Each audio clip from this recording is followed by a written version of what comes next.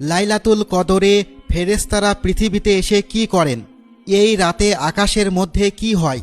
আপনি যদি এই রাতে এই কাজগুলো করেন তাহলে ফেরেশতারা আপনাকে অভিশাপ দিয়ে ফিরে যাবেন। ইসলামে লাইলাতুল কদর এক মহান রাত, যা অন্যান্য রাতের চেয়ে অনেক বেশি মর্যাদাপূর্ণ। তাই এই রাত অন্যান্য রাতের তুলনায় 1000 গুণ বেশি উত্তম। কদরের রাতে ফেরেশতারা দুনিয়ায় এসে কোনো ঈমানদার পুরুষ বা নারীকে সালাম না জানিয়ে সেখান থেকে ফিরে যায় না। তবে যারা মাদকাসক্ত, যারা শূকরের মাংস খায়, যারা জাফরান ব্যবহার করে, তাদের প্রতি ফেরেশতারা অভিসম্পাত করেন। হাদিসে আছে, লাইলাতুল কদরের রাত্রিতে পৃথিবীর জমিনে ফেরেশতারা এত বেশি পরিমাণে অবতরণ করেন যে তাদের সংখ্যা পাথরকুচির চেয়েও বেশি।